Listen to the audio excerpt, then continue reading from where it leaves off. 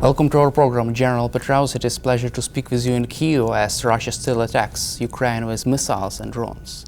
It's good to be with you again, Daniel. Thanks. US President Donald Trump has begun negotiations with Russian dictator Vladimir Putin and Ukrainian President Volodymyr Zelensky to end the war in Ukraine. Do you feel that Donald Trump has enough power and is able to force Vladimir Putin to a real peace deal or any kind of ceasefire? Well, I'm very hopeful that will be the outcome, and I am quite sympathetic, frankly, to the impulse that has led him to pursue this initiative, which is essentially to stop this horrible killing that has resulted from Russia's unprovoked, brutal, and really even barbaric invasion of a sovereign country. There will be a lot of tough negotiation, I'm sure. The Russians are really quite skilled at dragging out talks like this, getting everything that they can, trying to achieve an advantage in whatever the ultimate agreement might be and so forth. And I think we'll all have to be very sensitive to that. I know that I've heard General Kellogg confirm that there will be very close cooperation and sharing and discussing with Ukraine. He is, of course, here right now. In fact, he just drove by a minute ago. I talked to him when in the Munich Security Conference. He's going to do the same with the Europeans, and noting that, of course, the first round of actual talks for many years, actually, was just completed in Saudi Arabia with our Secretary of State, National Security Advisor, and Special Envoy Witkoff, together with Minister of Foreign Affairs Lavrov and his team. And they agreed to continue talking, also agreed to some other issues that are not directly related to the situation in Ukraine. If Ukraine enters negotiations right now, would it be possible for Ukraine to negotiate from a position of strength? And can the United States help Ukraine to negotiate with an upper hand? Well, in fact, my preference would be that we would have provided so much support over the last year or so that Ukraine would be in a position of strength, which I would describe as stopping the Russian incremental gains on a daily basis. They're small, but over time they accumulate a bit. They're not even operationally significant, much less strategically, but again, it does continue, despite colossal losses that Ukrainian forces are inflicting on the Russians. A lot of this increasingly through advanced unmanned systems in which Ukraine now is leading the world in many respects. But again, we didn't quite provide that amount, and there was a gap because of the debate in our House of Representatives that I felt was much too long. So there is still the incremental seizure of Ukrainian territory. There's still the occupation of some 20%. And I wish that was not the case, but there's a lot still and very much in the pipeline. I talked to the general who oversees this for the United States, also talked to the Ministry of Defense today, having met Minister Umerov in Munich earlier this week. And what should be done from the United States government by the US to help Ukraine to have an upper hand to negotiate from a position of strength? Well, all of the countries supporting Ukraine should dig down again and provide additional support and assistance. Again, as I mentioned, the U.S. still has a very considerable amount, as we say, in the pipeline. It's literally flowing. Keeping in mind that some of this now, we don't just take stocks off the shelf and give it to Ukraine. Now we're actually having to have it produced because we've gone through some of the reserves of particular munitions and particular weapon systems. So that just does take time. But again, what was interesting is that at the Munich Security Conference, I detected a seriousness of purpose among the Europeans that has seldom been present since the end of the Cold War. A combination of Vladimir Putin on the one hand threatening them, and then Donald Trump pushing them very hard and challenging them to come up with more support. That has actually produced more support. And of course, Putin, ironically, in setting out to make Russia great again, has actually made NATO great again, including pushing two historically neutral countries, Finland and Sweden, to seek alliance membership, and have now joined it as well, of course. And also, yes, Secretary of State Marco Rubio said that he was convinced that Russia would like to end this war, would like to take serious actions towards the end of this conflict. However, NBC News recently reported that US intelligence community is not really sure about this fact, because they do not have any kind of intelligence about Russia's willingness to reach a serious peace deal. Do you feel that Vladimir Putin now would like and is ready to reach any kind of a serious peace deal or a serious ceasefire? Well, I'm hopeful that our Secretary of State is right, actually. But this has all happened so quickly. Again, keep in mind, this administration's not even been in office a month. And again, President Trump has had a catalytic effect on this. In fact, General Kellogg said at one moment on stage in Munich that he's on Trump time. It's not days and weeks and months, that there's a real hard push coming from the White House. And we'll see if that is enough to galvanize the whole process. Because I'm not certain that Putin sees this as a situation that he cannot continue. I've had assessments from various governmental organizations and leaders here, and we're not convinced that Putin doesn't think that he can't still just keep on going, despite the horrific losses. Again, to someone who almost every night that I was privileged to command in combat, and I had 5 combat commands as a general officer, was writing letters of condolence to America's mothers and fathers. I don't know how Putin can even sleep through the night, given the colossal loss. Again, we're talking about 800,000 Russians who have been killed and wounded, and about 500,000 of them, so all but 3,000, have not been able to return to the front lines. They've been killed or so seriously wounded they can't be patched up and sent back to the front lines. This is so many, many times magnitude greater than the magnitude of what they lost in a decade or so in Afghanistan. It dwarfs almost all their previous post-World War II endeavors. And again, this is why, frankly, when you also consider the losses on the Ukrainian side, and I walked by that wall, not far from here, in fact, again, which has the faces and names and little tiny shrines and so forth from family members of all that those Ukraine has lost. I can absolutely embrace President Trump's desire to end this war. The question is, what will the terms be that Vladimir Putin might agree to, and what will the security guarantee consist of? And that is absolutely all important. We cannot just allow Putin to take a knee, if you will, metaphorically speaking, to take a pause and rebuild his forces and manufacture new tanks and armored personnel carriers and aircraft and so forth. This has to stop, and it has to stop forever. And again, I wish it was stopping with Ukraine having liberated all of its territory.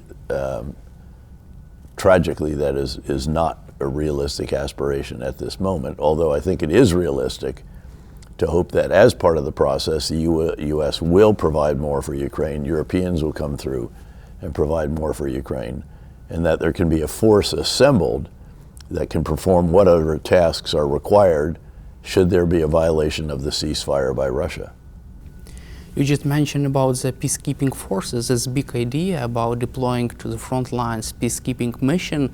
The United Kingdom, France, and other allies have already expressed their willingness to deploy forces to Ukraine in case of a ceasefire deal, but President Trump seems to be unwilling to deploy American boots on the ground.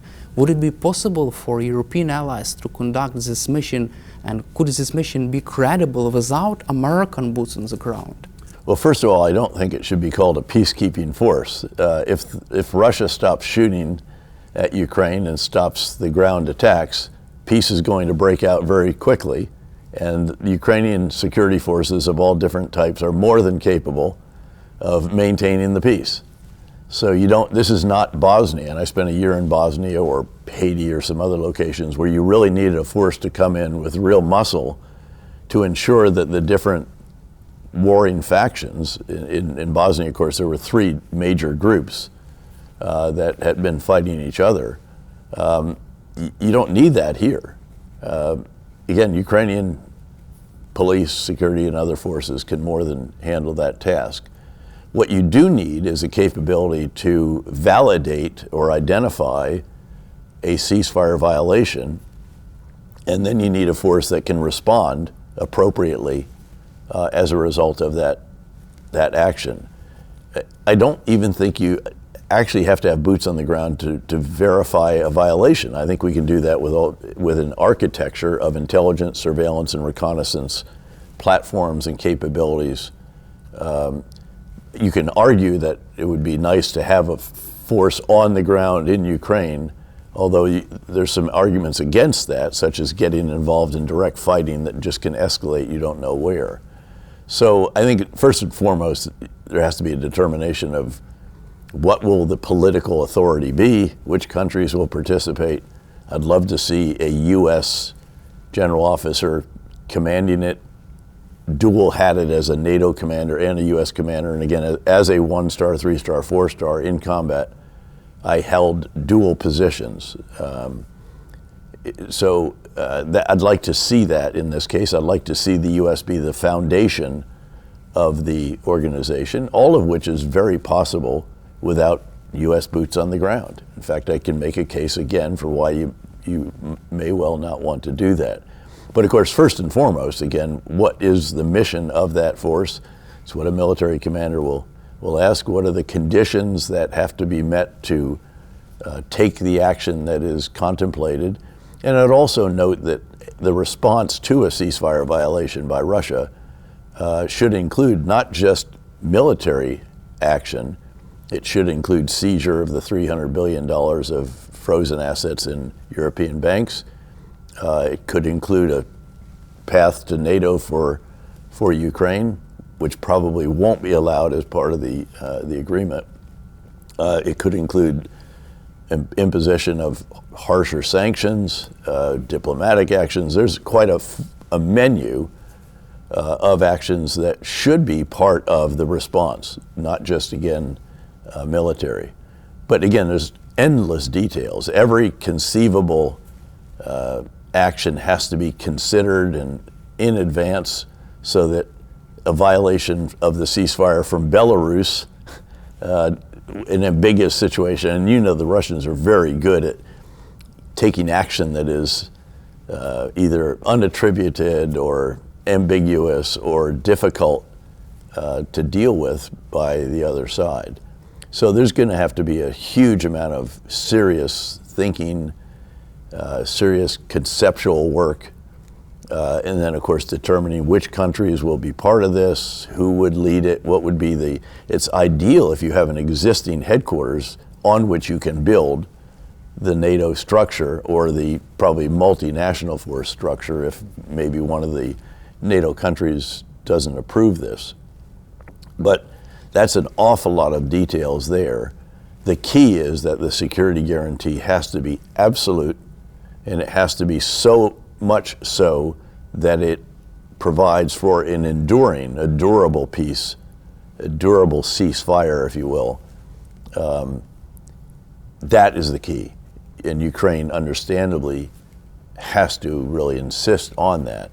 And I'm hoping that this somewhat back and forth between some Americans and President Zelensky and so forth, that this kind of stuff can be, we obviously need to work together. We all have a common goal here, which is to absolutely stop the killing and destruction.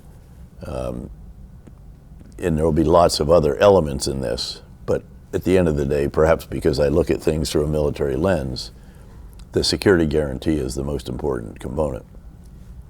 And how can the U.S. provide Ukraine with security guarantees if the White House excludes deploying troops or any kind of participation in these efforts? Well, they haven't said that. What I've heard is that they don't want to have troops on the ground. You can make an argument for boots on the ground. Frankly, I think you can make one against boots on the ground as well. What you need are capabilities. And those capabilities don't have to be on Ukrainian soil. As I said, you can have the monitoring aspect of this in the sky. Intelligence, surveillance, reconnaissance platforms, capabilities of various types. Great liaison with the Ukrainians who are on the front lines. But the response capability doesn't have to be on Ukrainian soil. It could be in neighboring countries. It can be a surface to surface. It could be an air to ground. There's a lot of options that can be explored, examined for comprising the response, which is really the particular key. Noting again that it should not just be purely military, it should also be financial, economic, diplomatic, and so forth. So again, I think boots on the ground is what we used to do in the Cold War, when we didn't have all the capabilities that we have now. In fact, as a young lieutenant in an airborne battalion, our mission was to jump into eastern Turkey and some other locations where the Soviets might attack and there weren't boots on the ground, and we would be the boots on the ground to make sure, frankly, that some of us are going to get killed and ensure that the U.S. actually honors its Article 5 commitment, I guess. I was a little bit below the strategic level in those days, and I was ready to do this. You don't have to do that in this case. And again, you can make an argument that you don't want the boots on the ground so that you get into some kind of conflict and it gets very, very confusing very quickly. The Ukrainians have plenty of boots on the ground. They have plenty of capability, and we should augment that capability even further. So there's no question about Ukrainian capability, but the security guarantee is the key, and that can be provided, again, from soil outside of Ukraine. And it just has to have the range or whatever the capability that is desired for the military component of the security guarantee, of the security response, really. Also, the United Kingdom is ready to deploy Typhoon jets to Ukraine to properly patrol this area of a ceasefire, if there is a ceasefire deal. Do you feel that the US should also commit its air power to such mission? Yeah, I think it should have air power. I don't know that it has to be based in Ukraine. Yes, so the answer is yes, have air power that can contribute and perhaps be a very substantial part of the, as I said, again, surface to surface and air to ground. But you don't have to be based in Ukraine to do that. For example, in Poland? Eastern Europe, Baltic states, take your pick. And from your perspective, what should be the main elements of such mission, and what kind of elements could help this mission to deter another Russia's attack in the future? I think I've described those pretty clearly. Again, there has to be a military kinetic component.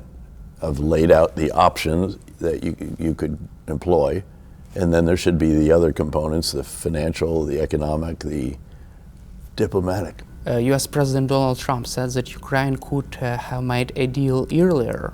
What is your reaction to this? And don't you feel that earlier Ukraine had a not really strong position to negotiate a deal? My recollection is that there was an offer that would have assuaged Russia's concerns, could have included, for example, a pledge not to join NATO for a certain number of years or so. There was an effort to negotiate, but it was very clear to everyone at that time, including the intelligence agencies, that Putin was intent on attacking Ukraine. And he thought that he could, within a week or so, take Kyiv, replace President Zelensky with a figure who would be a Russian puppet, and go home to a victory parade.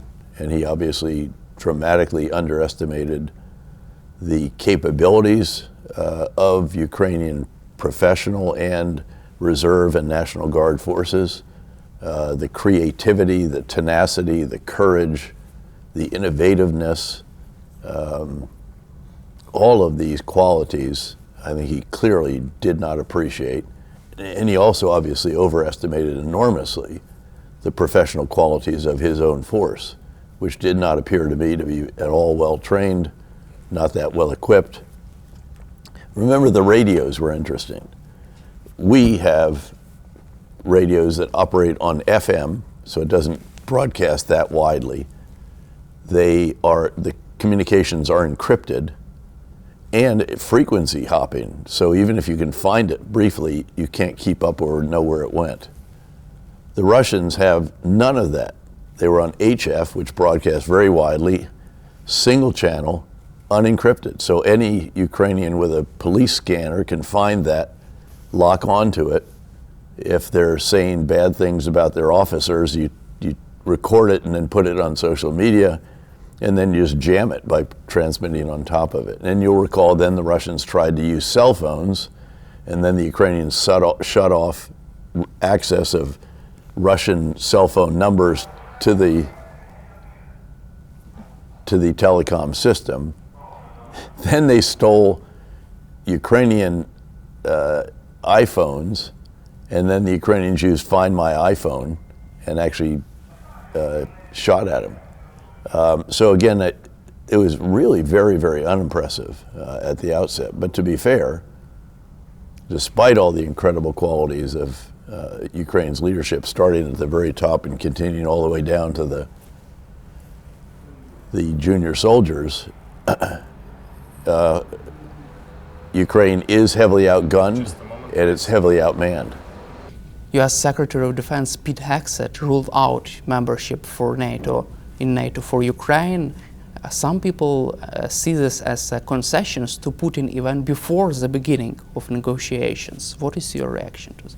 Well, my reaction is actually to point out that the day after that he walked all that back, as we say, and stated that the negotiators would not include him, but would be Secretary of State Rubio, National Security Advisor Waltz, and Special Envoy Witkoff.